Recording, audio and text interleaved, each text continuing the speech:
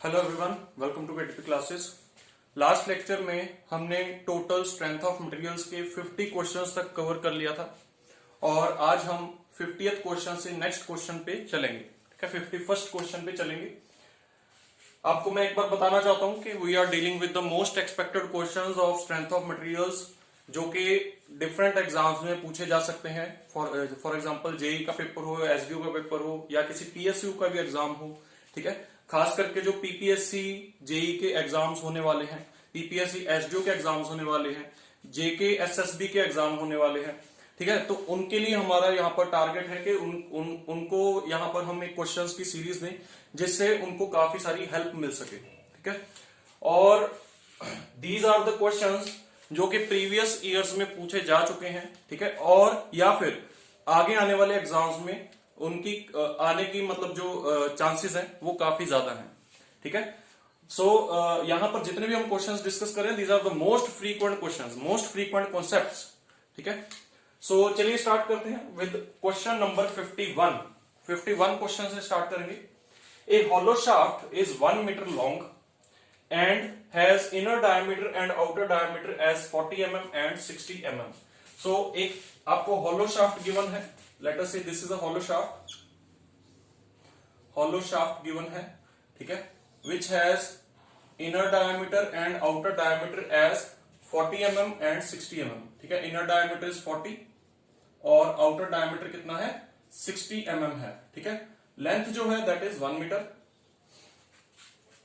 When this shaft is subjected to pure torsion, जब shaft पे pure torsion हम लगाएंगे, मींस टॉर्क लगाएंगे of certain magnitude, the maximum shear stress induced is 120 megapascal. तो torque की कोई वैल्यू लगी, that is torque is T। ठीक है, T टॉर्क के लिए आपको T टॉर्क यहां पर गिवन नहीं एक्चुअली। ठीक है, तो T टॉर्क के लिए जो मैक्सिमम शियर स्ट्रेस डेवलप हुआ that is equal to 120 megapascal develop हुआ। okay? तो find the minimum value of shear stress. हमें minimum value of shear stress यहां पर कैलकुलेट करना है। okay? देखिए, जब हम किसी भी सर्कुलर शाफ्ट में शियर स्ट्रेस डिस्ट्रीब्यूशन की बात करें, ठीक है, then shear stress varies linearly with the distance of a point from the centre. ठीक है, shear stress varies linearly with the distance of a point from the center. For example, जैसे let us say this is a circular shaft. ठीक है, आपको किसी point पर आपको shear stress calculate करना है due to certain torque T. ठीक है, तो हम क्या करते हैं, इस पॉइंट का डिस्टेंस देखते हैं, परपेंडिकुलर डिस्टेंस देखते हैं from the centre of the shaft. ठीक है, और उस परपेंडिकुलर डिस्टेंस जो कि स्मॉल r है उसके डायरेक्टली प्रोपोर्शनल रहता है, या फिर आप बोल सकते हैं लीनियरली प्रोपोर्शनल रहता है जो वहां पर शियर स्ट्रेस प्रोड्यूस होता है। क्लियर? अगर हमें यहां पर टाउ मैक्स की बात करनी है तो tau max will be produced when r की वैल्यू क्या होगी, r मैक्स होगी। r की वैल्यू क्या होगी, r मैक्स होगी। ठीक है, r मैक्स। और टाउ मिन कब होगा, जब r की वैल्यू r मिन होगी। ठीक है, आपको मैं यहां पर बताना चाहता हूं कि हमारी जो टॉर्जन इक्वेशन होती है, टॉर्जन इक्वेशन जो होती है that is equal to T upon I P equals to tau upon R equals to G theta upon L. ठीक है, this is your torsion equation. यहां पर T क्या होता है, T is the applied torque on the shaft. ठीक है, and या आप ये बोल सकते हैं T is the torque at any section of the shaft. ठीक है, शाफ्ट के किसी भी सेक्शन पर टॉर्क की जो वैल्यू है दैट इज P। आईपी जो है, IP is the polar moment of inertia of the section. ठीक है, polar moment of inertia of the section. और आईपी को फॉर सर्कुलर शाफ्ट के लिए जो आईपी की वैल्यू होती है that is pi D 4 upon 64 होती है। ठीक है, सॉरी पाई डी 4 अपॉन 32 होती है। This is your polar area moment of inertia. ठीक है, pi D 4 upon 32। And for hollow section, अगर हॉलो सेक्शन की बात करें, आईपी फॉर हॉलो, ठीक है, तो वहां पर हॉलो के लिए चेंज हो जाता है, that is pi by 32 D not की पावर 4 माइनस डी आई की पावर 4, ये रहता है। ठीक है, सो tau is the shear stress at any point from the centre. ठीक है, सेंटर से कोई एक पॉइंट है जो कि r डिस्टेंस दूर है, उस पॉइंट पर जो टाउ है वो क्या है, शियर स्ट्रेस है। जी क्या है, G is the modulus of rigidity of the material of the shaft, या फिर आप बोल सकते हैं it is the shear modulus of the shaft. ठीक है, शियर मॉडुलस भी बोल सकते हैं और मॉडुलस ऑफ रिजिडिटी भी बोल सकते हैं। Theta is very important. Theta जो होता है, theta is the angle of twist. ठीक है, थीटा क्या होता है, एंगल ऑफ ट्विस्ट होता है। ठीक है, तो अगर आपसे कभी पूछा जाए कि एंगल ऑफ ट्विस्ट कितना है, एंगल ऑफ ट्विस्ट क्या होता है, it is L T upon G I P. L T upon G I P, यहीं से फॉर्मूला बन रहा, देखिए इसके साथ इक्वेट करिए। ठीक है, so theta angle of twist is equal to L T upon G I P. और यहां पर एक चीज जो आपको ध्यान में रखनी है, जो थीटा की वैल्यू आएगी that will be in radians. Radians में आएगी जो वैल्यू आएगी यहां पर थीटा की।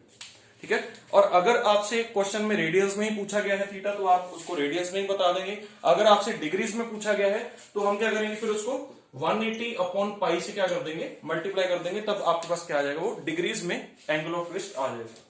ठीक है, clear. And L is the length between the two sections of the shaft. L is the length between the two sections of the shaft. ठीक है, सो ये आपकी टॉर्जन इक्वेशन है। अब जो हमें क्वेश्चन दिया है, क्वेश्चन में आपको ये दो इक्वेशंस यूज करके शियर स्ट्रेस निकालना पड़ेगा, मिनिमम शियर स्ट्रेस। ठीक है, जो मिनिमम शियर स्ट्रेस है। ठीक है, सो आप यहां से देख सकते हैं डायरेक्टली टॉर्क जो है, torque on that section is constant. Torque तो कांस्टेंट है, ठीक है, क्योंकि आपको certain value of torque T दी है। ठीक है, उसके बाद आईपी जो है, आईपी भी सेक्शन के लिए क्या रहेगा, कांस्टेंट रहेगा, आईपी विल नॉट चेंज। तो इट मींस हम बोल सकते हैं कि tau max upon tau min will be equal to R max upon R min. ठीक है, R max upon R min. Tau max की वैल्यू क्या दी है, 120 मेगापास्कल अपॉन टाउ मिन हमें कैलकुलेट करना है। आर मैक्स की वैल्यू क्या है, R max is equal to, R max की वैल्यू क्या है, देखिए आर मैक्स इज 30 mm। ठीक है, डायमीटर, मैक्सिमम डायमीटर जो है वो 60 है, तो आर रेडियस कितना होगा, 30, और आर मिन कितना है, आर मिन इज 20। ठीक है, सो यहां से इस इक्वेशन को यूज करके आप टाउ मिन निकाल सकते हैं, 20 upon 30। Clear, so this is 4 and answer will B 80 megapascal. ठीक है, देखिए हमने यहां पर क्या किया है, यूनिट्स सेम रखे। टाउ मैक्स का जो यूनिट रखेंगे वही टाउ मिन का आएगा, आर मैक्स का और आर मिन का यूनिट आपको सेम रखना पड़ेगा। ठीक है, क्योंकि यूनिट्स यहां पर क्या हो जाएंगे, कैंसिल हो जाएंगे। So correct answer will B D option. D option will be the correct answer. एक चीज मैं और यहां पर आपको बताना चाहता हूं, जब भी हमारी टॉर्जन की बात हो ही रही है, तो टॉर्जन में मैं आपको एक चीज और जो यहां पर बताना चाहता हूं, that is the strain energy. Strain energy का फॉर्मूला बहुत बार पूछते हैं। स्ट्रेन एनर्जी का formula U is equal to half into T into theta, half into T into theta, this is your strain energy. और हाफ इंटू टी की जगह पर टी रखिए, और थीटा की जगह पर हम क्या रख सकते हैं, L T upon G I P, जैसा कि मैंने अभी आपको बताया था। ठीक है, सो ये जो फॉर्मूला बनता है, it becomes half L T square upon G I P. ठीक है, this is the formula for the strain energy. Strain energy का ये फॉर्मूला है। Okay, and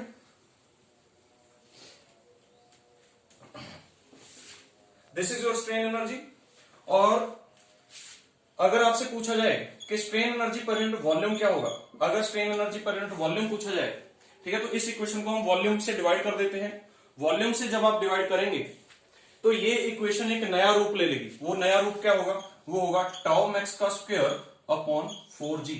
this equation is very very important. ठीक है, बहुत बार एग्जाम में पूछा गया है। ठीक है, और ये किसके लिए है, ये सिर्फ सॉलिड शाफ्ट के लिए है। सॉलिड शाफ्ट के लिए लिख रहे हैं ये formula, tau max square upon 4g।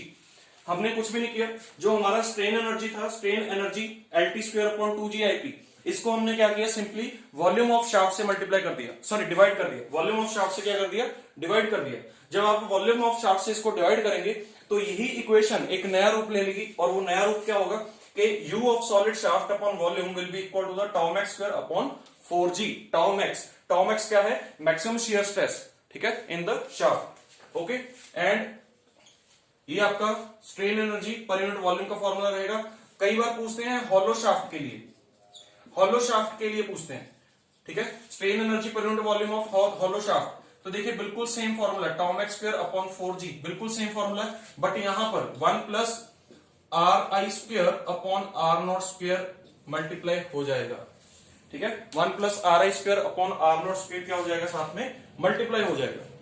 ठीक है, सो ये आपकी इक्वेशन बन रही है for hollow shaft, strain energy of hollow shaft. और अगर आपसे पूछा जाए कि strain energy of hollow shaft और strain energy of solid shaft में से कौन सा बड़ा होगा। तो आप देख सकते हैं दोनों को कंपेयर करके देखिए कौन बड़ा होगा, यू हॉलो बड़ा होगा। ठीक है, क्लियर। क्योंकि इसमें देखिए ये जो term x square upon 4g है ये एक 1 से बड़ी टर्म के साथ मल्टीप्लाई हो रहा है। जब किसी भी चीज को 1 से बड़ी टर्म के साथ मल्टीप्लाई करते हैं तो वो उसका बड़ा रूप ले लेता है। ठीक है, clear. So this is the formula for strain energy of A hollow shaft. ठीक है, सो देखिए हमने इस क्वेश्चन से, एक ही क्वेश्चन से हमने काफी सारी चीजें यहां पर समझ ली हैं। ठीक है, अब चलते हैं नेक्स्ट क्वेश्चन पे। नेक्स्ट क्वेश्चन पढ़िए एक बार।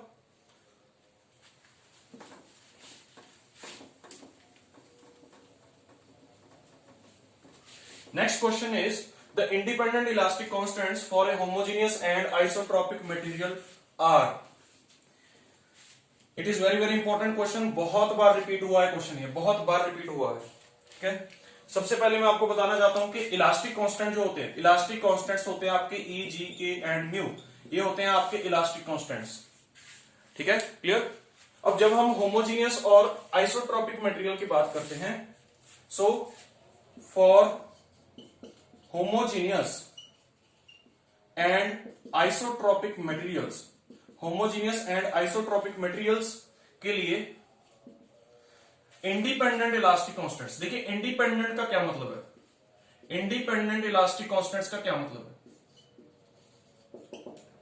इंडिपेंडेंट इलास्टिक कांस्टेंट का मतलब है कि कितने इलास्टिक कांस्टेंट्स आपको पता होने चाहिए दूसरी डायरेक्शंस के इलास्टिक कांस्टेंट्स को निकालने के लिए। समझ आ रहा है? दोबारा रिपीट करता हूं, मान लीजिए कोई भी एक मटेरियल है, देखिए ये एक मटेरियल है, मटेरियल हमेशा 3D होता है। ठीक है, 3D मटेरियल होता है। अब इसमें एक पॉइंट पर आपको इलास्टिक कांस्टेंट्स दिए हैं। ठीक है, तो इस पॉइंट के इलास्टिक कांस्टेंट्स को यूज करके क्या आप दूसरी डायरेक्शंस के या दूसरे पॉइंट्स के इलास्टिक कांस्टेंट्स को कैलकुलेट कर सकते हैं? अगर कर सकते हैं then the values of those elastic constants will be dependent on the elastic constant of this point। समझ आया? अगर आपको मान लीजिए इस पॉइंट के इलास्टिक कांस्टेंट्स पता है और इसकी हेल्प से आप दूसरे पॉइंट्स के इलास्टिक कांस्टेंट्स कैलकुलेट कर सकते हैं, तो इसका मतलब क्या हुआ कि इस पॉइंट के जो इलास्टिक कांस्टेंट्स हैं उन पर दूसरे पॉइंट्स के इलास्टिक कांस्टेंट्स क्या कर रहे हैं, डिपेंड कर रहे हैं। तो इट मींस इसके जो इलास्टिक कांस्टेंट्स होंगे वो क्या होंगे, इंडिपेंडेंट इलास्टिक कांस्टेंट्स होंगे। समझ आया? ठीक है, अब देखिए होमोजीनियस और इलास्टिक आइसोट्रोपिक मटेरियल्स क्या होते हैं। होमोजीनियस मटेरियल्स वो होते हैं जिनमें इलास्टिक प्रॉपर्टीज किसी एक गिवन डायरेक्शन में सब पॉइंट्स पर क्या रहती हैं, सेम रहती हैं। समझ आया? होमोजीनियस मटेरियल्स क्या होते हैं, ये चीज ध्यान में रखनी है, बहुत इंपॉर्टेंट क्वेश्चन है, एग्जाम में पूछा जाता है कि होमोजीनियस मटेरियल्स क्या होते हैं। होमोजीनियस मटेरियल्स क्या होते हैं, किसी एक डायरेक्शन में सब पॉइंट्स पर इलास्टिक प्रॉपर्टीज या इलास्टिक कांस्टेंट्स क्या हो, सेम हो। ठीक है, इलास्टिक प्रॉपर्टीज क्या रहे, सेम रहे किसी एक डायरेक्शन पर सभी पॉइंट्स पर। ठीक है, आइसोट्रोपिक मटेरियल क्या होता है, देखिए ये डायग्राम से समझना आपने, एक लाइन बनाई उस पर मैंने काफी सारे पॉइंट्स बनाए, इसका मतलब क्या है, एक डायरेक्शन में काफी सारे पॉइंट्स पर प्रॉपर्टीज जो हैं they are same, that is called the homogeneous material.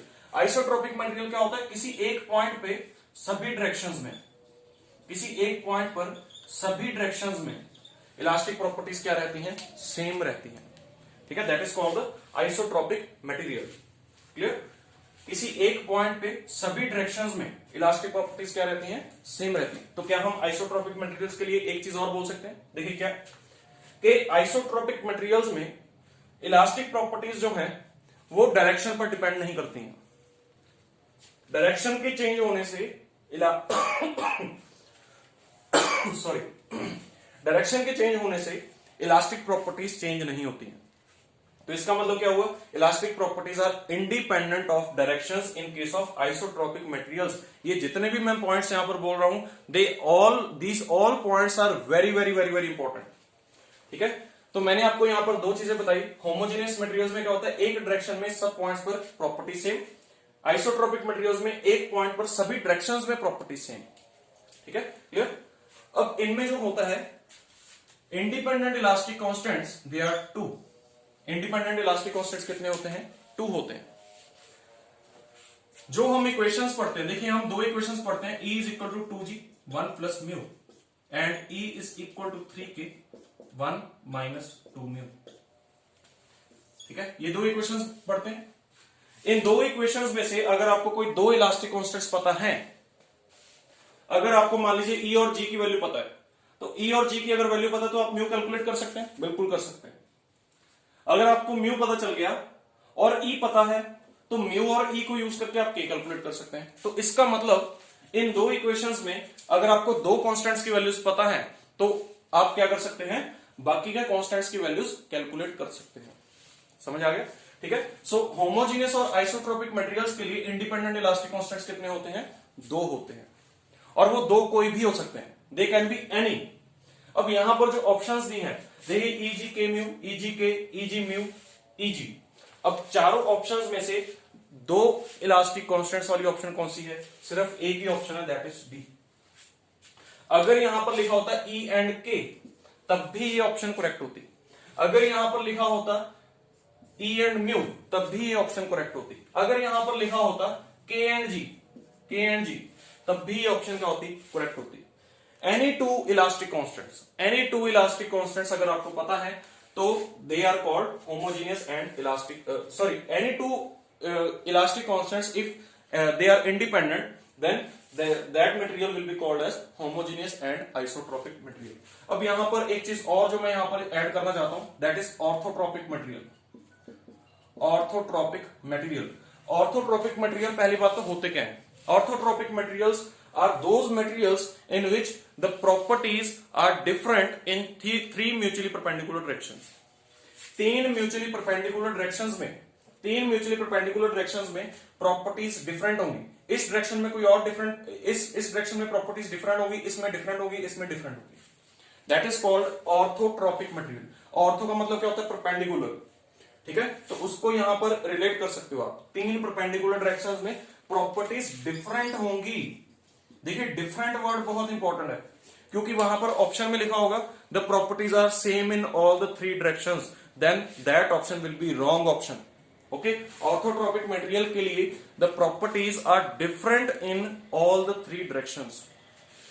ठीक है, डिफरेंट इन थ्री डायरेक्शंस। ठीक है, फॉर एग्जांपल जैसे wood is an example of orthotropic material.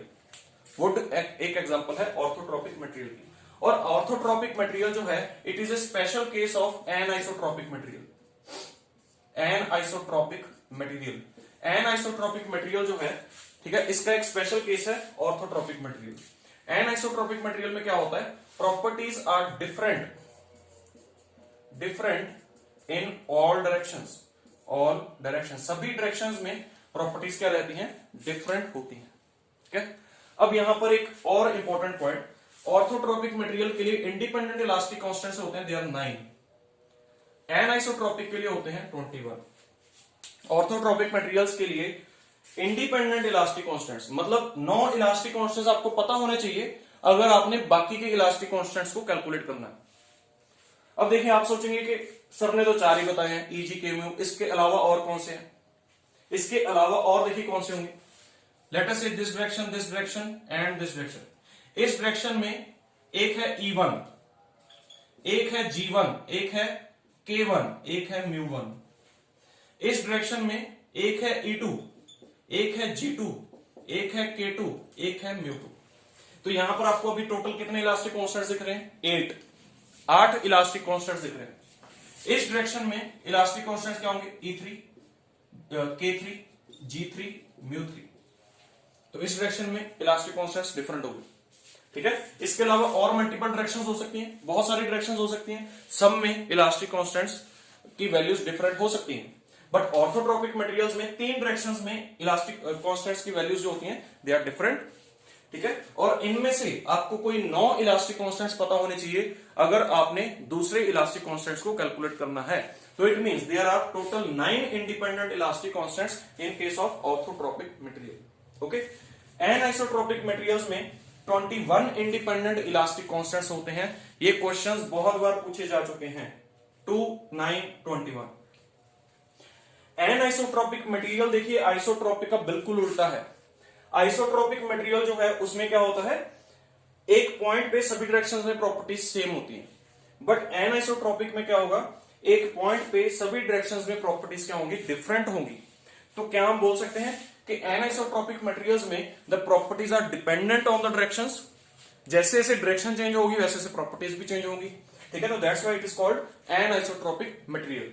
अब यहां पर आइसोट्रोपिक मटेरियल के लिए एक एग्जांपल पूछ सकते हैं। आइसोट्रोपिक मटेरियल की जो एग्जांपल है that is polycrystalline materials. Polycrystalline materials जो हैं दे आर आइसोट्रोपिक मटेरियल्स, ठीक है। एंड एन आइसोट्रोपिक के लिए एग्जांपल जो है दैट इज क्रिस्टलाइन मटेरियल्स, ठीक है। Crystalline materials is an example of anisotropic materials, ठीक है। सो ये सभी चीजें आपको ध्यान में रखनी है, ठीक है। हमने काफी सारी चीजें यहां पर कवर कर ली हैं regarding the independent elastic constants, ठीक है। ओके अब ये जो दो रिलेशन है, ये दो रिलेशंस आपको हमेशा ध्यान में रखने हैं। ये दो रिलेशंस बहुत बार पूछते हैं एग्जाम में, ठीक है। Next thing, next question, okay next question is a rectangular beam of uniform strength and subjected to bending moment m has a constant width. The variation in depth will be proportional to. एक rectangular beam दिया है uniform strength का। यहां पर important term क्या है? Uniform strength. जब beam uniform strength की होती है तब उसमें आपको एक चीज जो ध्यान में रखनी है वो ये है कि for uniform strength beam sigma max at all sections is same. Sigma max की वैल्यू सब सेक्शंस ऑफ द बीम पे सेम होती है, ठीक है। Clear? Late us say this is a beam, ठीक है। So this beam will be called as the uniform strength beam अगर इसके सब सेक्शंस पर, जितने भी देखिए ये सेक्शन है जो मैं ड्रॉ कर रहा हूं यहां पर, कोई भी सेक्शन ले लो आप बीम का किसी भी एक्स डिस्टेंस पर, ठीक है। तो उस एक्स डिस्टेंस पर जो भी सेक्शन आएगा उस पर जो भी सिग्मा मैक्स की वैल्यू आएगी वो सब सेक्शंस पर सेम होगी। That then the beam will be called as the uniform strength beam, ठीक है। क्लियर? सो लेट अस से कि दिस इज अ बीम, ठीक है। और यहां पर आपको क्वेश्चन में क्या बोला गया है कि beam is subjected to bending moment m। तो बेंडिंग मोमेंट कितना लग रहा है? m लग रहा है। m is the bending moment, okay. So according to this criteria, अगर इस क्राइटेरिया के हिसाब से देखें यूनिफॉर्म स्ट्रेंथ बीम के लिए, अगर आप एक सेक्शन लें लेट अस से एट x डिस्टेंस, तो x डिस्टेंस पर जो मैक्सिमम बेंडिंग स्ट्रेस होना चाहिए that should be equal to the maximum bending stress at all the other sections, and that can also be written as the maximum bending stress at this section also, जो कि fixed end पर है, ठीक है। और fixed end पर let us say जो fixed end पर क्रॉस सेक्शन है, let us say the fixed cross section at the fixed end is this. ये है cross section at the fixed end, this is B and this is D, ठीक है। Fixed end का cross section हमने यहां पर draw कर लिया है बी एंड डी, ठीक है। लेट अस से एट एक्स डिस्टेंस पर जो क्रॉस सेक्शन है दैट इज, अब देखिए यहां पर आपको एक चीज जो गिवन है दैट इज कांस्टेंट विड्थ।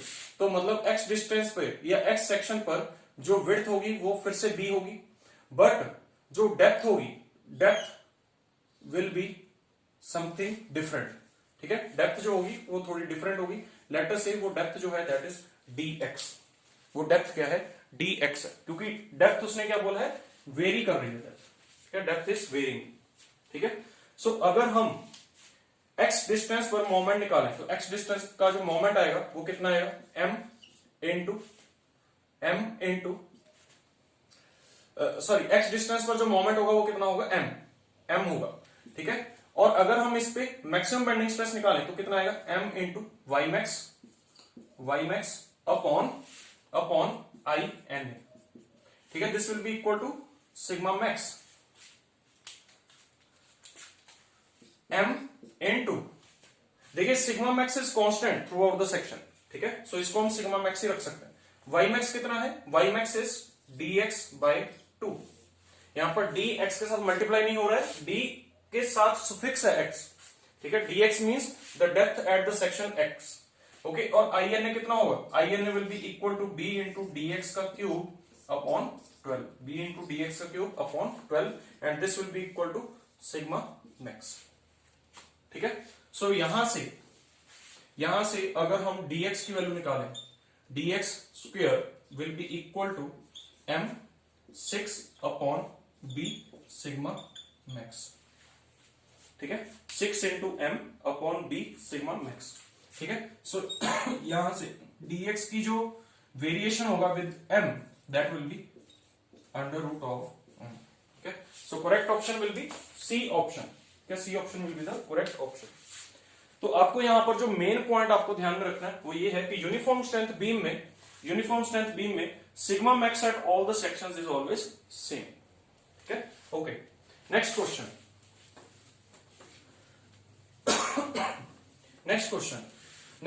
में क्या लिखा है, if a thick cylindrical shell is subjected to internal pressure then the hoop stress, radial stress and longitudinal stress at a point in the thickness will be respectively tensile, compressive, all are compressive, all tensile or tensile, compressive, tensile। Thick cylindrical vessel दी है। जब हम thick cylindrical vessel की बात करते हैं या किसी भी प्रेशर वेसल की बात करते हैं तो pressure vessel is used to contain the pressurised fluids. Pressurised fluid को स्टोर करके रखने के लिए प्रेशर वेसल्स को यूज किया जाता है। और जब हम प्रेशर वेसल्स में फ्लूइड को स्टोर करते हैं, प्रेशराइज्ड फ्लूइड को स्टोर करते हैं, तब there are stresses that develop on the walls of the vessel. Wall, जो वेसल की वॉल्स होती हैं वहां पर स्ट्रेसेस डेवलप होते हैं, ठीक है। एंड दो stresses are hoop stresses, radial stresses and longitudinal stresses. तो इस टाइप के जो स्ट्रेसेस हैं वो वहां पर डेवलप होते हैं। Let us say this is a thick vessel. Thick vessel में फ्लूइड स्टोर किया हुआ है, क्लियर।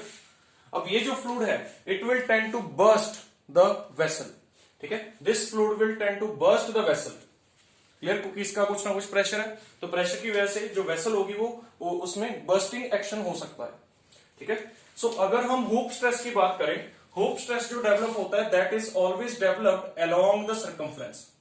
सर्कमफ्रेंस के अलोंग जो स्ट्रेस डेवलप होता है उसको हम क्या बोलते हैं, हुक स्ट्रेस बोलते हैं, हुक स्ट्रेस।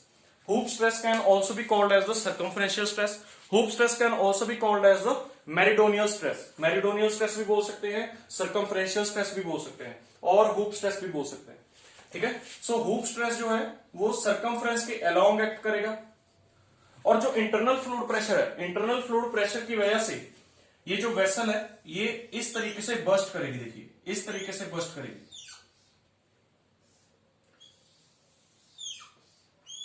सो अगर इंटरनल फ्लूइड प्रेशर वेसल को बर्स्ट करने की कोशिश कर रहा है तो उसकी वजह से क्या होगा, यहां पर एक रेजिस्टिंग स्ट्रेस डेवलप होगा and that resisting stress will be hook stress. तो अगर इसमें बर्स्टिंग होने की कोशिश हो रही है तो इसका मतलब क्या है, जो इसकी वॉल्स हैं वॉल्स में कुछ ना कुछ स्ट्रेचिंग प्रोड्यूस होगी, तो जिसकी वजह से यहां पर जो स्ट्रेस डेवलप होगा that will be the tensile stress. Tensile stress develop होगा, ठीक है। इसके अलावा जो आपको हुक स्ट्रेस के बारे में ध्यान में चीजें रखनी है वो ये है कि इन थिक वेसल्स, यहां पर सिर्फ हम थिक वेसल्स की बात कर रहे हैं, ठीक है। In thick vessels the hoop stress varies hyperbolically vary करता है, ठीक है, from maximum at inner surface पर मैक्सिमम होता है to minimum at outer surface. Outer surface पर क्या होता है, मिनिमम होता है, ठीक है। तो ये चीज आपको ध्यान में रखनी है। हाइपरबोलिकली वेरी करता है, इनर सरफेस पर मैक्सिमम होता है और आउटर सरफेस पर मिनिमम होता है। तो अगर यहां पर हम हुक स्ट्रेस का वेरिएशन बनाएं, अच्छा यहां पर ये चीज ध्यान में रखिए, वेरीज हाइपरबोलिकली अक्रॉस थिकनेस। हम यहां पर थिकनेस के अक्रॉस बात कर रहे हैं, ठीक है, कि थिकनेस के अराउंड हुक स्ट्रेस का वेरिएशन कैसा है। तो अगर थिकनेस के अक्रॉस हुक स्ट्रेस का वेरिएशन देखें तो it is maximum at the inner surface, ये पॉइंट इनर सरफेस पे है, ठीक है, तो यहां पर क्या होगा मैक्सिमम, और ये पॉइंट आउटर सरफेस पे है तो यहां पर क्या होगा मिनिमम होगा, और इस तरीके से कुछ वेरी करेगा, ठीक है, हुक स्ट्रेस जो है, ठीक है। This will be the variation of hook stress. और ये वेरिएशन कैसा देखने को मिलेगा आपको, हाइपरबोलिक वेरिएशन देखने को मिलेगा, ठीक है। And hoop stress in a thick vessel is equal to a plus b upon small r का square. A plus b upon small r का स्क्वायर होता है, ठीक है, जो कि हुक स्ट्रेस होता है इन केस ऑफ थिक वेसल, ठीक है। और देखिए यहां पर आप देख सकते हैं कि सिग्मा एच का जो वेरिएशन आर के साथ है वो कैसा है, हाइपरबोलिक वेरिएशन है, ठीक है। And this is called Lame's equation, ठीक है, लेमेस इक्वेशन इसको बोलते हैं, ठीक है, क्लियर। सिमिलरली अगर हम लॉन्गिट्यूडनल स्ट्रेस की बात करें, लॉन्गिट्यूडनल स्ट्रेस की बात करें तो लॉन्गिट्यूडनल स्ट्रेस जो है, देखिए let us say this is the vessel, this is the vessel, ये एक थिक वेसल है और इसमें फ्लूइड भरा है। इस बार जो फ्लूइड की टेंडेंसी होगी वेसल को बर्स्ट करने की, बट बर्स्टिंग किस तरीके से होगी, यहां से होगी इस बार बर्स्टिंग, ठीक है, क्योंकि लॉन्गिट्यूडनल स्ट्रेस जो है, longitudinal stress is developed along the length, जैसा कि हुप स्ट्रेस था, hoop stress develops along circumference, similarly longitudinal stress develops along length, length के अलोंग डेवलप करता है, ठीक है। तो जिसकी वजह से जो आपका वेसल है वो दो पार्ट्स में डिवाइड हो जाएगा, इस तरीके से लेंथ वाइज दो पार्ट्स में डिवाइड हो जाएगा, ठीक है। सो देखिए इंटरनल फ्लूइड प्रेशर की जो टेंडेंसी है वो वेसल को स्ट्रेच करने की है, तो लॉन्गिट्यूडनल स्ट्रेस भी कैसा होगा, टेंसाइल ही होगा, लॉन्गिट्यूडनल स्ट्रेस भी कैसा होगा, टेंसाइल होगा, क्लियर। दूसरी चीज, लॉन्गिट्यूडनल स्ट्रेस जो है इट वेरीज, या सॉरी इट इज यूनिफॉर्म, ये नहीं वेरी करता है, यूनिफॉर्म अक्रॉस थिकनेस, थिकनेस के across it is uniform, longitudinal stress is uniform, ठीक है। Third thing, radial stress, radial stress की जब हम बात करते हैं तो late us say this is the vessel, ये आपकी वेसल है, थिक वेसल है, ठीक है। तो इसमें जो रेडियल स्ट्रेस एक्ट करेगा it will act like this, इस तरीके से एक्ट करेगा, ठीक है, अलोंग द रेडियस एक्ट करेगा, ठीक है। तो आप यहां पर देख सकते हैं अगर किसी भी पॉइंट पर आप स्ट्रेस एलिमेंट ड्रॉ करें तो इस पर जो स्ट्रेस, रेडियल स्ट्रेस आ रहा है वो किस तरीके से आ रहा है, इस तरीके से आ रहा है, ठीक है। तो इट मींस हम बोल सकते हैं कि radial stress is compressive, and more over आपको एक चीज और भी ध्यान में रखनी है कि radial stress is always compressive, radial stress जो है इट इज ऑलवेज कंप्रेसिव, हमेशा कंप्रेसिव होता है, ठीक है, हमेशा कंप्रेसिव होता है रेडियल स्ट्रेस, ठीक है। हुक स्ट्रेस जो है it is tensile due to internal fluid pressure, compressive due to external fluid pressure, longitudinal stress is tensile due to internal fluid pressure, compressive due to external fluid pressure, but radial stress is compressive due to internal fluid pressure and compressive due to external fluid pressure, ठीक है। सो ये points आपको ध्यान में रखने हैं। And radial stress के बारे में एक जो और इंपॉर्टेंट पॉइंट ध्यान में रखना है, that is sigma r is equal to 0 for thin vessels, thin vessels में सिग्मा आर की वैल्यू जो होती है वो क्या होती है, 0 होती है, रेडियल स्ट्रेस की वैल्यू थिन वेसल्स में क्या होती है, 0 होती है, ठीक है। सो ये चीज भी आपको ध्यान में रखनी है। जैसे हुक स्ट्रेस वेरी करता है hyperbolically from maximum at the inner surface to minimum at the outer surface, similar तरीके से रेडियल स्ट्रेस भी जो है it varies hyperbolically from maximum at the inner surface to 0 at the outer surface. Radial stress जो है, radial stress maximum जो होता है it is equal to P, and sigma R min जो होता है it is equal to 0 gauge, ठीक है, 0 गेज, और यहां पर भी p gauge. Sigma r radial stress maximum जो होता है that is equal to p, p is the internal fluid pressure और इंटरनल फ्लूइड गेज प्रेशर है, ठीक है। एंड सिग्मा आर मिन जो होता है that is equal to 0 which is gauge pressure, ठीक है, 0 गेज प्रेशर, ठीक है। तो इट मींस सरफेस पर जो प्रेशर लग रहा है एक्चुअली वो कौन सा लग रहा है, यहां पर एटमॉस्फेयर प्रेशर लग रहा है, ठीक है। So radial stress eight outer surface is always 0, ठीक है, clear, for internal fluid pressure, internal fluid pressure के लिए 0 होगा, ठीक है। सो ये दोनों चीजें आपको ध्यान में रखनी है। और P जो है P is always compressive in nature, okay. So यहां पर जो करेक्ट ऑप्शन आएगा, hoop stress is tensile, radial stress is compressive and longitudinal stress is tensile. So D option will be correct answer, okay. Next question, next question is the modulus of rigidity and bulk modulus K of a material are found to be 70 gigapascal and 150 gigapascal respectively, then E की value और mu की value आपसे पूछी है कि क्या होगी, ठीक है, E और म्यू की वैल्यूज आपसे पूछी है, ठीक है। So it is very easy question, हम इसका कॉन्सेप्ट तो पहले डिस्कस कर चुके हैं इस क्वेश्चन में, ठीक है। सो हमें पता है कि E is equal to 2G 1 plus mu होता है और E is equal to 3K 1 minus 2 mu होता है, ठीक है। ये दो इक्वेशन हमें पता है, ठीक है, और ये दोनों इक्वेशंस आपको ध्यान में रखनी है। ई हमें निकालना है, 2 इंटू जी की वैल्यू आपको गिवन है, देखिए modulus of rigidity shear modulus, इसको जी से रिप्रेजेंट करते हैं, and G is equal to 70 gigapascal दिया हुआ, 70 गीगापास्कल दिया हुआ, 1 plus mu. E is equal to 3 into 150, 1 minus 2 mu. तो इनको सॉल्व कर लीजिए, 140 1 प्लस म्यू, सॉरी इसको ऐसे लिख लेते हैं 140 प्लस 140 म्यू, ओके, एंड यहां पर E की वैल्यू क्या होगी, 450 माइनस 900 म्यू। ठीक है, तो ये दो E की इक्वेशंस आ गई हैं। ठीक है, दोनों को एक दूसरे में से माइनस कर देते हैं, तो देखिए 140 प्लस 140 म्यू।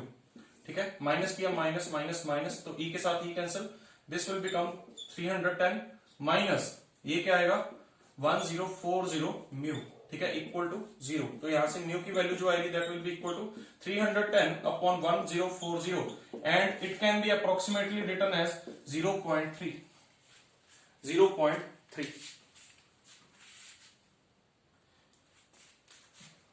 0.3 बिल्कुल 0.3 वैल्यू आएगी। ठीक है, ओके, सो ये म्यू आ गया। उसके बाद हम E निकाल सकते हैं। यहाँ पर E क्या आएगा 140 प्लस 140 इंटू 0.3। ठीक है, सो 140 इंटू 0.3 कितना आएगा 42 plus 140 is equal to 182 giga pascal. तो this will be equal to E। तो E is equal to 182 and mu is equal to 0.3। तो option D will be correct answer. ठीक है, क्लियर। बाकी अगर कोई कैलकुलेशन में मिस्टेक है यहाँ पर तो आप चेक कर सकते हैं, मैंने आपको कॉन्सेप्ट यहाँ पर बता दिया है। ठीक है, अब एक चीज यहां पर मैं जो आपको यहां पे और बताना चाहता हूं वो ये है कि E, G और K में रिलेशन यहां पर पूछा जाता है।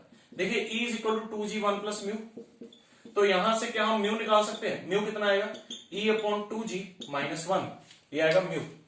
ठीक है, similarly E is equal to 3K 1 minus 2 mu होता है, तो यहां से क्या हम म्यू निकाल सकते हैं, बिल्कुल निकाल सकते हैं। कितना आएगा half minus E upon 6K। ठीक है, तो यहां से आप म्यू निकाल सकते हैं, half minus E upon 6K। Mu की इक्वेशन एक ये है, एक ये है, दोनों को इक्वेट कर दीजिए। दोनों को इक्वेट करेंगे तो यहां पर मैं लिख सकता हूं E अपॉन 2G माइनस 1। ठीक है, इनको सॉल्व करिए। इनको सॉल्व करने के बाद हमारे पास जो इक्वेशन बनेगी E plus E upon 2G अब plus E upon 6K is equal to 3/2। ठीक है, सो इसको हम लिख सकते हैं 1 upon 6G plus 1 upon 18K is equal to 1 upon 2E। So यहां से एक इंपॉर्टेंट रिलेशन जो बनता है वो इंपॉर्टेंट रिलेशन बहुत इंपॉर्टेंट है, क्वेश्चंस पूछे जाते हैं इस रिलेशन से, बहुत ज्यादा क्वेश्चन पूछे जाते हैं। ठीक है, सो देखिए क्या रिलेशन है। It is 1 upon E is equal to 1 upon 3G plus 1 upon 9K। This is very very important relation, बहुत बार पूछा गया है एग्जाम में। ठीक है, इसको इसकी एक और फॉर्म भी पूछी जाती है, वो फॉर्म क्या है देखिए 1 upon E is equal to, यहां पर लिख सकते हैं 3 और 9 का जो एलसीएम आएगा वो 9 ही आएगा GK। ठीक है, और यहां पर आएगा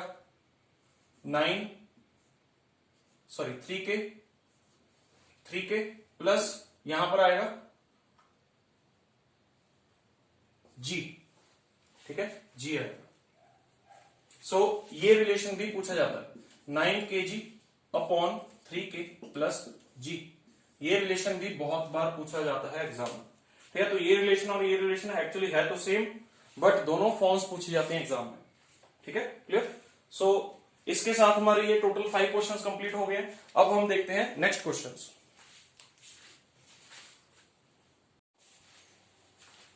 Okay, so next question is question number 56. A helical spring has n number of turns of coil of diameter d and a second string made of same wire diameter and of same material has n by 2 number of turns of the coil of diameter 2d. If stiffness of the first spring is K, then what is the stiffness of the second spring? तो ये question है। ठीक है, और यहां पर एक concept use होता है या एक फॉर्मूला यूज होता है जिस फॉर्मूला को हमें समझना है, and that formula is very frequently asked in the exams. ठीक है, सो देखिए जब हम किसी भी स्प्रिंग की बात करते हैं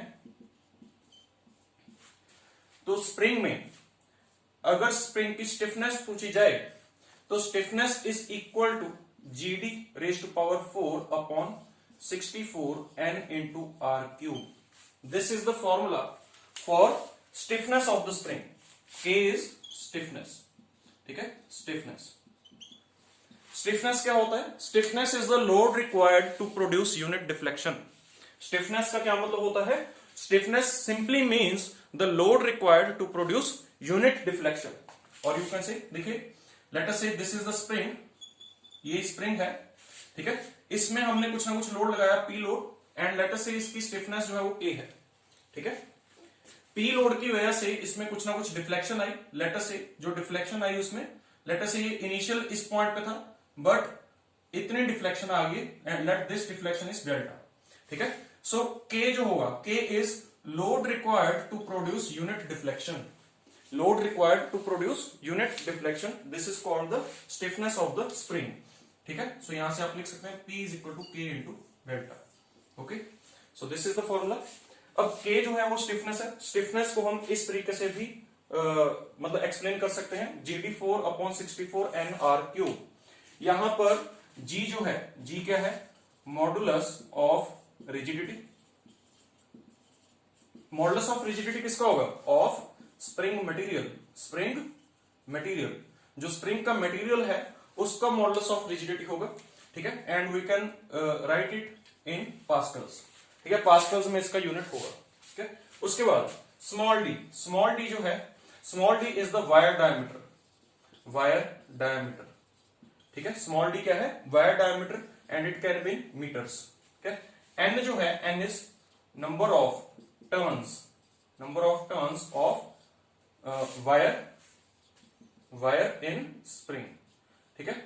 स्प्रिंग में, स्प्रिंग जब हम बनाते हैं तो इस तरीके से बनाते हैं वायर को कुछ टर्न्स देके, ठीक है, कुछ कॉइल्स बना के, ठीक है। तो नंबर ऑफ टर्न्स और number of coils in the spring, that is called an, okay. And capital R जो है, capital R is the coil diameter, ठीक है, coil radius, sorry, coil radius, ठीक है। या सिंपली आप बोल सकते हैं स्प्रिंग रेडियस, स्प्रिंग का जो रेडियस है, ठीक है, that is called capital R, ठीक है। देखिए, जब हम स्प्रिंग बनाते हैं तो स्प्रिंग की शेप कुछ इस तरीके से रहती है,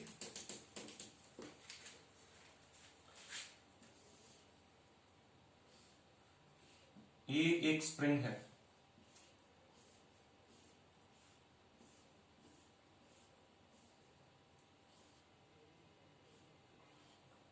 दिस इज ए स्प्रिंग, ये एक स्प्रिंग है।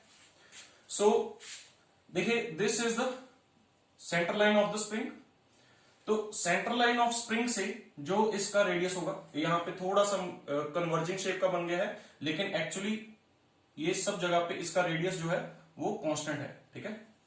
सब जगह पे इक्वली ब्रॉड है ये, ठीक है, इक्वली ब्रॉड है सब जगह पे, ठीक है। So this is the radius of the spring, ये जो है this is the capital R, ये इसको बोलते हैं capital R, radius of the spring, और you can say coil radius, ठीक है। अब देखिए, ये जो चीज है, this thing is wire diameter, ये है वायर डायमीटर स्मॉल डी, ठीक है। नंबर ऑफ टर्न्स, देखिए, this is 1 turn, 2 turn, 3 turn, 4 turn, 5 turn, ठीक है। तो कितने टर्न्स है, that is explained by small N, okay. And G जो है वो स्प्रिंग जिस मटेरियल से बना है उसका मॉडुलस ऑफ रिजिडिटी है, ठीक है। सो इस स्प्रिंग की जो स्टिफनेस होगी K will be given by this formula. अब क्वेश्चन पे चलिए, क्वेश्चन में क्या बोला? एक हेलिकल स्प्रिंग है जिसमें n टर्न्स है, ठीक है, एक हेलिकल स्प्रिंग है जिसमें n टर्न्स है। सो K लिखेंगे इसके लिए, ठीक है। हेलिकल स्प्रिंग जिसके n टर्न्स है of coil of diameter d, coil का डायमीटर कितना है? d, and second string made of same wire diameter, मतलब सेम वायर से बनाया गया है, ठीक है, एंड सेम मटेरियल। अगर सेम मटेरियल है तो इसका मतलब G भी उसका सेम है, ठीक है। बट इस बार जो नंबर ऑफ टर्न्स है वो कितने हैं? n/2, और कॉइल का जो डायमीटर है वो कितना है? 2d। अगर फर्स्ट स्प्रिंग की स्टिफनेस K है तो सेकंड स्प्रिंग की स्टिफनेस क्या होगी? देखिए, फर्स्ट स्प्रिंग की स्टिफनेस जो होगी that will be written as G into wire diameter let us say D की पावर 4 अपॉन 64 इनटू यहां पर जो नंबर ऑफ टर्न्स दिए हैं कितने दिए हैं, कैपिटल एन दिए हैं, और कॉइल का देखिए डायमीटर दिया है, तो कॉइल का अगर डायमीटर दिया है तो यहां पर अगर रेडियस आता है फॉर्मूला में, तो यहां पर हम क्या लिखेंगे, d/2 का क्यूब, d/2 का क्यूब। कॉइल का डायमीटर d है तो कॉइल का रेडियस कितना होगा, d/2, तो इसलिए यहां पर हमने d/2 का क्यूब लिखा है। ठीक है, सो ये जो है ये k आपको गिवन है, k आपको गिवन है। अब आपने सेकंड स्प्रिंग की स्टिफनेस बतानी है। सेकंड स्प्रिंग की स्टिफनेस यहां पर हम बताएंगे कि क्या है। सेकंड स्प्रिंग में क्या किया है, नंबर ऑफ कॉइल चेंज कर दी हैं और कॉइल डायमीटर चेंज कर दिया है। ठीक है, तो अगर हम सेकंड स्प्रिंग की बात करें, K2 की बात करें, तो उसका मॉडुलस ऑफ रिजिडिटी सेम है, क्यों, क्योंकि मटेरियल सेम है, वायर डायमीटर सेम है, ठीक है, क्योंकि सेम वायर से बनाया गया है, और कैपिटल एन की जगह पर क्या हो गया है, n/2 हो गया है, n/2 हो गया है, और कॉइल डायमीटर की जगह पर देखिए क्या हो गया, 2d। पिछले स्प्रिंग का कॉइल डायमीटर कितना था, d, इसका क्या है 2d, तो इसका रेडियस फिर कितना होगा, 2d/2 का क्यूब। ठीक है, सो इसको सॉल्व करिए, कितना आएगा, देखिए g d⁴ upon n into d/2 का क्यूब इंटू 64। इसको तो अलग निकाल लीजिए, क्यों, क्योंकि इसकी वैल्यू आपको पता है, इसकी वैल्यू क्या है, k, इसकी वैल्यू आपको पता है k, बाकी जितने भी इसमें कॉन्स्टेंट्स हैं उनको आगे ले लीजिए। देखिए g⁴ ऊपर से तो हमने कोई कांस्टेंट नहीं निकाला, 64 ये पड़ा है, देखिए यहां पर एक 1/2 है n वाला, ठीक है, और d में देखिए 2 का क्यूब ऊपर पड़ा है, तो 2 का क्यूब ऊपर लिख लेते हैं, बस हो गया। ठीक है, ये 2 के साथ इसका क्यूब कैंसिल, तो बचा क्या 1/4, और यहां पर क्या आएगा k, तो answer will be equal to a। ठीक है, ए ऑप्शन विल बी करेक्ट। तो इस फॉर्मूला से या इस क्वेश्चन से आपका स्प्रिंग का कॉन्सेप्ट क्लियर हो गया है, स्प्रिंग की स्टिफनेस का कॉन्सेप्ट क्लियर हो गया है। ठीक है, जिसका फॉर्मूला GD4/64 nr³ होता है। ठीक है, तो ये फॉर्मूला आपको ध्यान में रखना है। नेक्स्ट थिंग, नेक्स्ट क्वेश्चन, और ये जो फॉर्मूला है बहुत बार रिपीट होता है एग्जाम्स में, ठीक है, तो इसको ध्यान में रखना। Next question, which of the following figures represent maximum shear stress theory, या जिसको हम गेस्ट स्ट्रेस का थ्योरी भी बोलते हैं। कौन सी फिगर इनमें से maximum shear stress theory represent कर रहा है। चलिए सभी थ्योरीज के लिए एक बार ये फिगर्स बनाते हैं। देखिए first theory is Rankine's theory. First theory क्या होती है, रैंकाइंस थ्योरी होती है, या फिर इसको बोलते हैं maximum principal stress, maximum principal stress theory.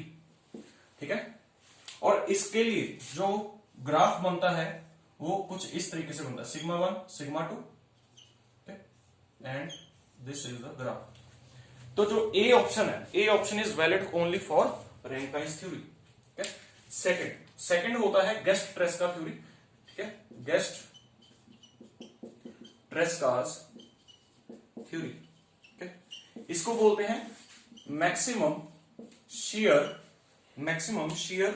Stress theory, maximum shear stress theory, maximum shear stress theory. और मैक्सिमम शियर स्ट्रेस थ्योरी के लिए सेम ग्राफ जो होता है वो कुछ इस तरीके से बनता है। Okay, maximum shear stress theory के लिए यही ग्राफ σ1 और σ2 में जो ग्राफ बनता है वो इस तरीके से बनता है। ठीक है, सो यहां पर देखिए आपको मैक्सिमम शियर स्ट्रेस थ्योरी के लिए ही पूछा है, तो करेक्ट ऑप्शन कौन सा होगा, बी। ये जो ग्राफ रिप्रेजेंट करता है, it represents the safe region of loading, safe region of loading represent करता है ये ग्राफ। ठीक है, कि मतलब जो आपके स्ट्रेसेस होने चाहिए, principal stresses should lie within this region, इस रीजन में लाई करने चाहिए अकॉर्डिंग टू रैंकाइंस थ्योरी, इस रीजन में लाई करने चाहिए according to Guest Tresca theory. Third is maximum principal strain theory. Maximum principal strain theory को Saint Venant's theory भी बोलते हैं, Saint Venant's theory. Saint Venant's theory, Saint Venant's theory के according जो ग्राफ होता है इट इज रोम्बस शेप। ठीक है, रोम्बस शेप का ग्राफ बनता है। रोम्बस शेप का ग्राफ बनता है। सो अगर यहां पर पूछा होता मैक्सिमम प्रिंसिपल स्ट्रेन थ्योरी या सेंट वेनेंट थ्योरी पूछा होता तो सी ऑप्शन करेक्ट होना था, सी ऑप्शन करेक्ट होना था। ठीक है। Fourth type of theory is maximum strain energy density theory, maximum strain energy density theory. इस थ्योरी को बोला जाता है हेग्स थ्योरी, हेग्स थ्योरी बोला जाता है। ठीक है। And according to maximum strain energy density theory, sigma 1 और सिग्मा 2 में जो ग्राफ बनता है दैट इज एलिप्स बनता है। ठीक है। सो अगर ये ऑप्शन पूछा होता तो किसके लिए करेक्ट होता? Maximum strain energy density theory के लिए करेक्ट होता। ठीक है। एक फिफ्थ थ्योरी जो होती है, fifth theory is maximum distortion energy density theory, maximum distortion energy density theory. Distortion energy को स्ट्रेन एनर्जी भी, शेयर स्ट्रेन एनर्जी भी बोला जाता है, शेयर स्ट्रेन एनर्जी। ठीक है। Shear strain energy density theory. ठीक है। इसके लिए जो सेफ रीजन बनता है वो फिर से क्या होता है? एलिप्स होता है। ठीक है। एलिप्स ही होता है। बट एक चीज ध्यान में रखनी है आपको, जो हेग्स थ्योरी है, हेग्स थ्योरी में जो एलिप्स बना है that is bigger than the ellipse in distortion theory. ठीक है। डिस्टॉर्शन थ्योरी को वॉन माइसिस थ्योरी भी बोला जाता है, वॉन माइसिस थ्योरी और Huber hanky theory, Huber hanky theory. ठीक है। ये भी बोला जाता है। ठीक है। सो ये सब नाम आपको ध्यान में रखने हैं। ठीक है। सो इसका करेक्ट आंसर क्या होगा? B. Okay. Next question. So यहां पर कई बार मैच दी फॉलोइंग भी पूछ लेते हैं, कि मैच दी फॉलोइंग भी करवा लेते हैं कि किस थ्योरी में किस शेप का सेफ रीजन बनता है। Next question. A bar of copper and steel form a composite system which is heated through a temperature 40 degree Celsius. यहां पर एक चीज जो आपको ध्यान रखनी है वो क्या है? हीटेड, हीट किया। The stress induced in the copper bar is, सबसे पहले कॉम्पोजिट सिस्टम समझेंगे कि कॉम्पोजिट सिस्टम क्या होता है। कॉम्पोजिट बार है एक्चुअली, कॉम्पोजिट बार। ठीक है। देखिए बार, जब हम बार की बात करते हैं तो उसमें एक्सियल लोडिंग होती है, या फिर आप बोल सकते हैं कि उसमें एक्सियल स्ट्रेन्स आते हैं, एक्सियल स्ट्रेन्स आते हैं। ठीक है। Clear? Along the length strains आएंगे। ठीक है। अब एक कॉम्पोजिट बार क्या होता है? जनरली जब हम बार बनाते हैं तो बार हम इस टाइप का बनाते हैं और इस टाइप का बनाते हैं। ठीक है। या कंप्रेसिव लोडिंग या फिर टेंसाइल लोडिंग। बट जब कॉम्पोजिट बार की बात करते हैं तो कॉम्पोजिट बार में एक से ज्यादा मटेरियल होते हैं, एक से ज्यादा मटेरियल हो सकते हैं। ठीक है। फॉर एग्जांपल जैसे यहां पर लिखा है कॉपर और स्टील का कॉम्बिनेशन, तो कॉम्पोजिट बार में एक से ज्यादा मटेरियल होते हैं। ठीक है।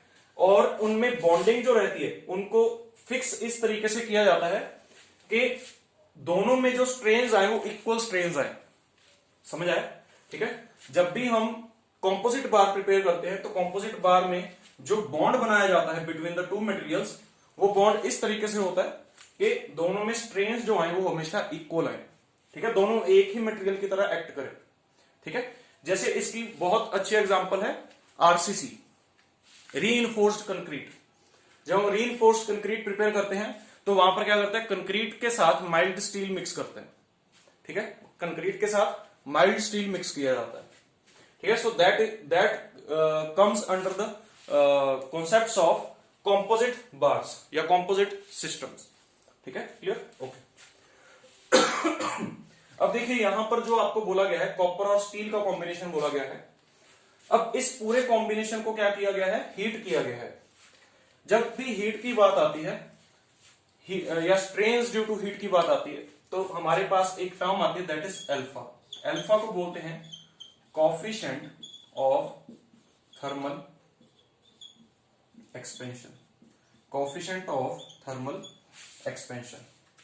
कोएफिशिएंट ऑफ थर्मल एक्सपेंशन का क्या मतलब होता है? इसका मतलब होता है स्ट्रेन प्रोड्यूस्ड पर डिग्री चेंज इन टेम्परेचर। ठीक है, unit degree change in temperature की वजह से जो स्ट्रेन प्रोड्यूस होता है किसी भी मटेरियल में, उसको हम क्या बोलते हैं, कोएफिशिएंट ऑफ थर्मल एक्सपेंशन बोलते हैं। ठीक है, क्लियर।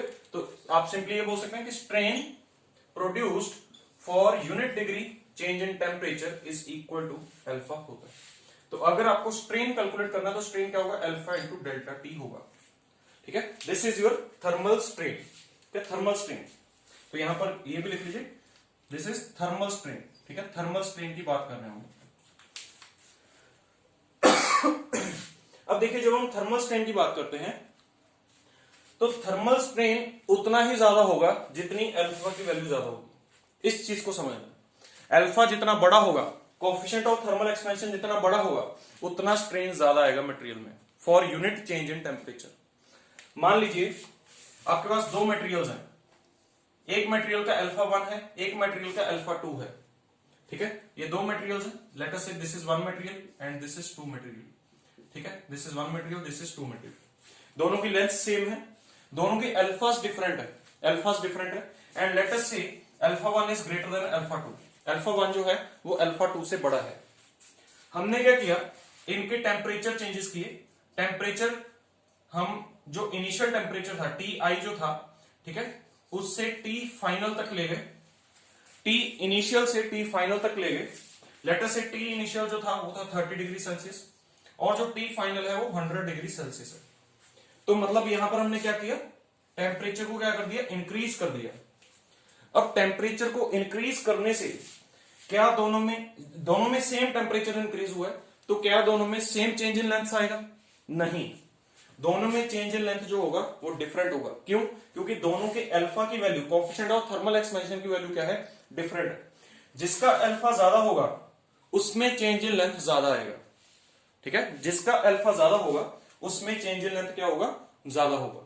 ठीक है, तो इन दोनों मटेरियल्स में अल्फा किसका ज्यादा है, अल्फा 1 ज्यादा है। तो इसका मतलब जो 1 है वो ज्यादा एक्सपेंड करेगा। ठीक है, for same change in temperature, same change in temperature के लिए ज्यादा एक्सपेंड करेगा। ठीक है, और अगर हम इसका उल्टा कर दें, मान लीजिए temperature 100 degree Celsius initial temperature है और 30 डिग्री सेल्सियस फाइनल टेम्परेचर है, तो यहां पर क्या हो रहा है, कूलिंग हो रही है। ठीक है, तो जब कूलिंग भी होगी तब भी जिसका अल्फा ज्यादा होगा वो ज्यादा कॉन्ट्रैक्ट करेगा, जिसका अल्फा ज्यादा होगा वो ज्यादा कॉन्ट्रैक्ट भी करेगा, और जिसका अल्फा ज्यादा होगा वो ज्यादा एक्सपैंड भी करेगा for same degree change in temperature. ठीक है, सो इस कॉन्सेप्ट को हमने लेके चलना है और यहां पर अप्लाई करना है। अब यहां पर क्या होता है, जब हम कॉपर और स्टील की बात करते हैं तो copper is soft material and steel is hard as compare to copper. ठीक है, स्टील थोड़ा सा हार्ड है कॉपर से। ठीक है, सो अगर हम कॉपर और स्टील का अल्फा कंपेयर करें तो alpha of copper is greater than alpha of steel, alpha of copper is greater than alpha of steel. अब हमने क्या किया, यहां पर टेम्परेचर जो था पहले T1 था, फिर हो गया T2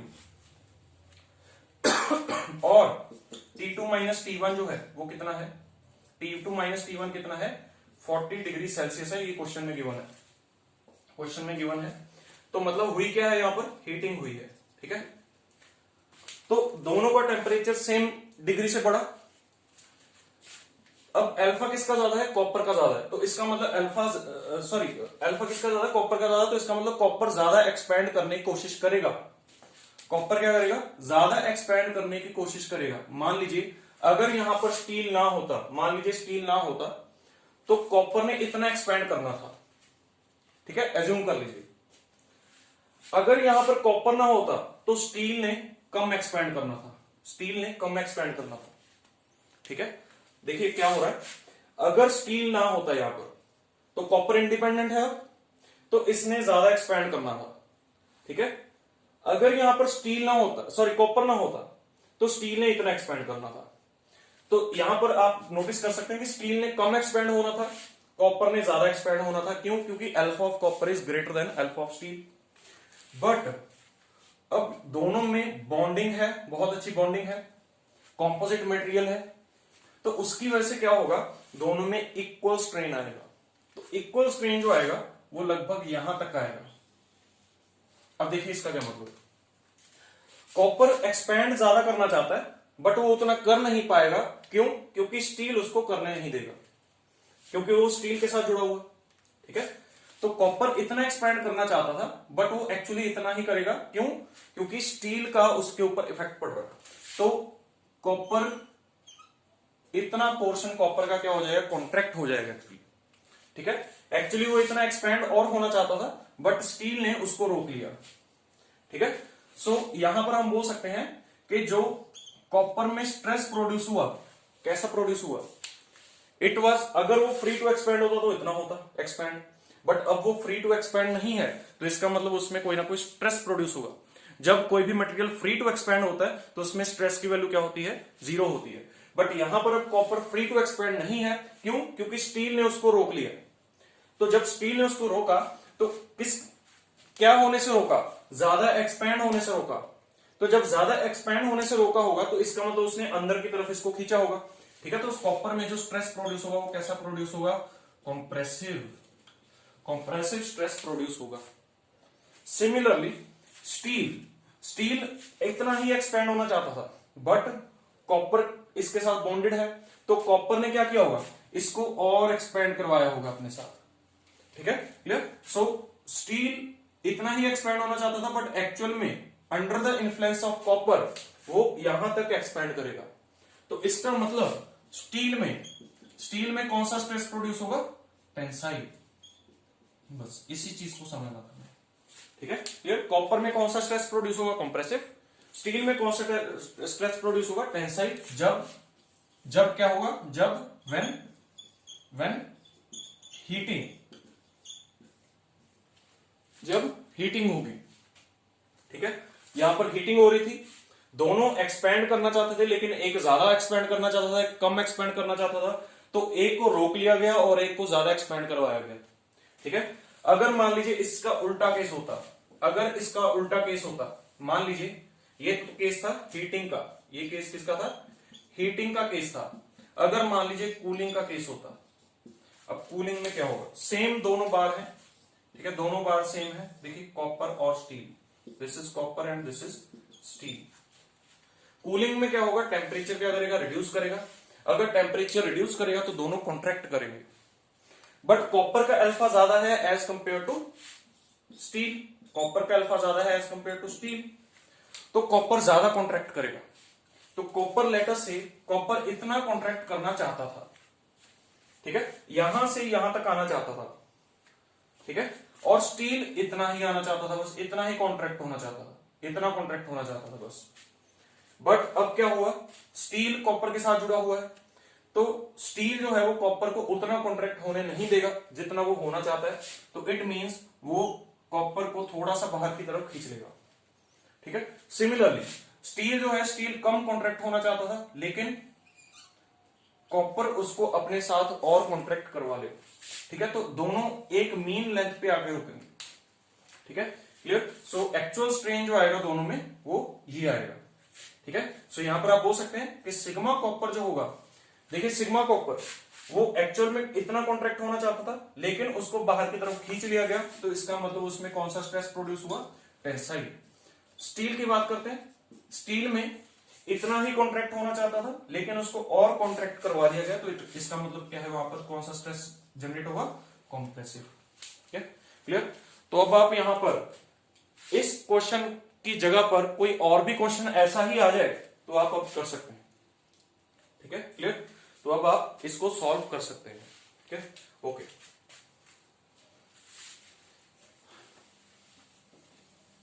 Concept is important. Next question is, slenderness ratio of a column is defined as the ratio of effective length to, यहां पर 2 आना था, सॉरी 2।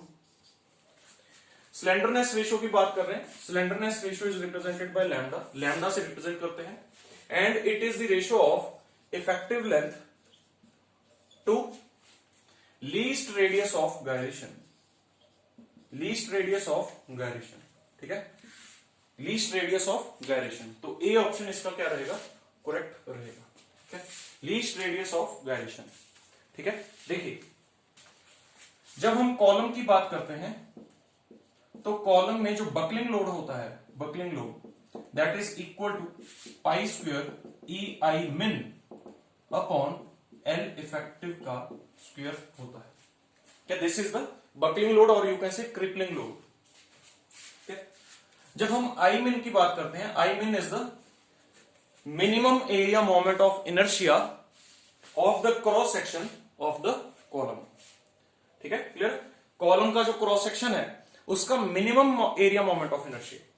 ठीक है, तो minimum area moment of inertia को हम लिख सकते हैं area into minimum radius of gyration का स्क्वायर। ठीक है, तो ये हम लिख सकते हैं। ठीक है, तो पी बकलिंग जो होगा, P buckling will be equal to pi square E into A into K min का स्क्वायर अपॉन एल इफेक्टिव का स्क्वायर। तो यहां से हम लिख सकते हैं pi square E A upon L effective upon K min का स्क्वायर। तो यहां पर जो ये वाली रेशो बनी है के एल इफेक्टिव अपॉन के मिन, वही क्या है आपकी स्लेंडरनेस रेशो है। ठीक है, तो यहां पर हम लिख सकते हैं pi square E A upon lambda का स्क्वायर। तो यहां पर अब आपको दो चीजें जो है वो ध्यान में रखनी। पहली, जो स्लेंडरनेस रेशो होती है इट इज द प्रॉपर्टी या इसको लिख सकते हैं geometric property, geometric property of column. Slenderness ratio जो है वो एक ज्योमेट्रिक प्रॉपर्टी है। क्यों? ज्योमेट्रिक वैल्यूज पर ही डिपेंड कर रही है। लेंथ, एल इफेक्टिव और के मिन क्या होता है, रेडियस ऑफ गायरेशन। दोनों ही ज्योमेट्रिक वैल्यूज हैं, ज्योमेट्रिक पैरामीटर्स हैं दोनों कॉलम्स के। ठीक है, सो इट मींस जो स्लेंडरनेस रेशो है वो भी एक ज्योमेट्रिक प्रॉपर्टी हुई कॉलम की। ठीक है, दूसरी चीज क्या होगी कि स्लेंडरनेस रेशो जितनी ज्यादा होगी उतनी बकलिंग जल्दी हो जाएगी कॉलम में, उतनी बकलिंग क्या हो जाएगी, जल्दी हो जाएगी कॉलम में। स्लेंडरनेस रेशो जितनी ज्यादा होगी उतना कॉलम वीक होगा अंडर बकलिंग। ठीक है, मतलब उतना कम लोड पर बकल कर जाएगा। ठीक है, उतना पी बकलिंग क्या होगा, कम होगा।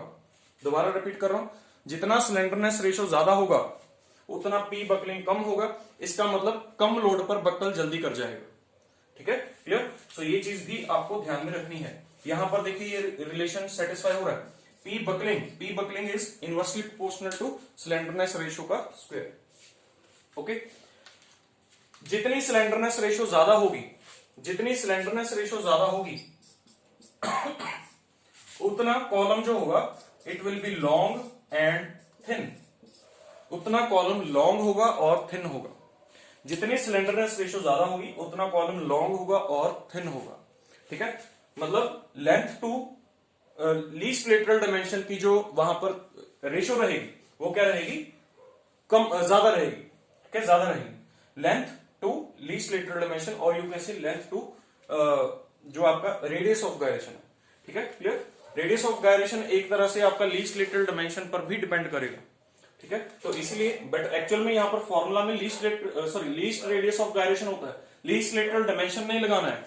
Least lateral dimension different thing है। ठीक है, it is a different thing, but जो लीस्ट रेडियस ऑफ गायरेशन है it will depend on the least lateral dimension, उस पर डिपेंड जरूर करेगा। ठीक है, ओके।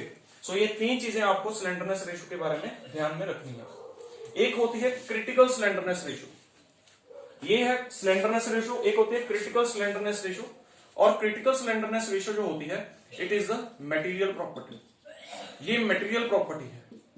इन दो चीजों में कंफ्यूज नहीं होना है। जो क्रिटिकल स्लेंडरनेस रेशो है वो मटेरियल प्रॉपर्टी है, और जो स्लेंडरनेस रेशो है वो ज्योमेट्रिक प्रॉपर्टी है। ठीक है, तो इन दो चीजों में कभी भी कंफ्यूज नहीं होना है। ठीक है, okay. Next question is the expression for the Rankine's crippling load is given by. Rankine's का जो क्रिपलिंग लोड होता है, ठीक है, वो किस फॉर्मूला से मतलब क्या फॉर्मूला है उसका। ठीक है, देखिए जब हम रैंकाइंस थ्योरी की बात करते हैं ऑफ कॉलम्स, ठीक है, तो it is used for combined mode of failure. Combined mode of failure के लिए यूज किया जाता है, मतलब कंबाइंड मोड में क्या क्या आएगा, क्रशिंग प्लस बकलिंग, दोनों को ही कंसीडर करके चलेंगे अंडर द रैंकाइन्स थ्योरी। जब भी हम रैंकाइन्स थ्योरी की बात करते हैं तो Rankine's theory is applicable to both short columns and long columns, दोनों पर ही एप्लीकेबल है, शॉर्ट कॉलम पर भी और लॉन्ग कॉलम पर भी। तो ये भी क्वेश्चन बन सकता है, ऑब्जेक्टिव क्वेश्चन बन सकता है कि Rankine's theory is applicable to both short column and long column. ठीक है, अगर पूछा जाए Euler's theory is applicable to, तो Euler's theory is only applicable to the long columns. ठीक है, लॉन्ग कॉलम्स पर ही एप्लीकेबल है, जो कि यूलर्स थ्योरी ऑफ बकलिंग है। बट रैंकाइन्स थ्योरी जो है it is applicable to both short and long columns. ठीक है, तो ये दोनों पॉइंट्स आपको ध्यान में रखने हैं। और जब हम कंबाइंड मोड ऑफ फेलियर की बात करते हैं तो उसमें क्रशिंग आता है और एक बकलिंग आता है। क्रशिंग जो होता है वो शॉर्ट कॉलम में आता है और बकलिंग जो होता है वो लॉन्ग कॉलम में होता है। ठीक है, अब अकॉर्डिंग टू रैंकाइन्स थ्योरी जो फेलियर लोड होगा 1/P it will be equal to 1/PC plus 1/PB। ठीक है, this is the failure load, this is the crushing load and this is the buckling load. ठीक है, तो इस equation से जो यहां पर करेक्ट ऑप्शन बनती है दैट इज बी। इस इक्वेशन को यूज करके हम यहां पर करेक्ट ऑप्शन जो बनाते हैं दैट इज बी ऑप्शन। यहां पर बताना चाहता हूं अल्फा इज 1/λc का स्क्वायर होता है। अल्फा की जो वैल्यू होती है वो क्या होती है 1/λc का स्क्वायर। और लैम्डा सी यहां पर क्या है, lambda C is the critical slenderness ratio. Lambda C क्या है यहां पर, क्रिटिकल स्लेंडरनेस रेशियो है। और अल्फा को यहां पर जो बोलते हैं that is the Rankine's constant. Alpha को बोलते हैं रैंकाइन्स कांस्टेंट। और रैंकाइन्स कांस्टेंट की आपसे वैल्यू पूछ सकते हैं। रैंकाइन्स कांस्टेंट की वैल्यू क्या होगी, अगर आपसे क्वेश्चन आ जाए कि रैंकाइन्स कांस्टेंट क्या होता है, ए option 1/λ², B option λ², C option 1/λc का square and D option λc का स्क्वायर। तो कौन सा ऑप्शन करेक्ट होगा, 1/λc का square. This will be your correct option. ठीक है, तो ये भी आपसे क्वेश्चन पूछ सकते हैं ऐसे भी। ठीक है, ओके। सो यहां पर जो करेक्ट ऑप्शन होगा वो क्या होगा, सिग्मा सी इंटू ए प्लस अपॉन 1 प्लस अल्फा की जगह पर हम लिख सकते हैं 1/λc का स्क्वायर और एल इफेक्टिव अपॉन के मिन। एल इफेक्टिव अपॉन के क्या होता है, एल इफेक्टिव अपॉन के अभी हमने डिस्कस किया लैम्डा का स्क्वायर। ठीक है, यहां पर एल इफेक्टिव अपॉन के का भी स्क्वायर है तो लैम्डा का स्क्वायर हो जाएगा। एल इफेक्टिव अपॉन के क्या होता है, स्लेंडरनेस रेशियो। ठीक है, जबकि लैम्डा सी जो होता है that is critical slenderness ratio. तो एक्चुअली जो आपका फेलियर लोड बनता है वो क्या बनता है, sigma C A upon 1 plus lambda upon lambda C का square. So this is the formula for Rankine's crippling load. So इसके साथ हमारे टोटल 60 क्वेश्चंस कंप्लीट हो गए हैं। ठीक है, अब देखेंगे नेक्स्ट क्वेश्चंस।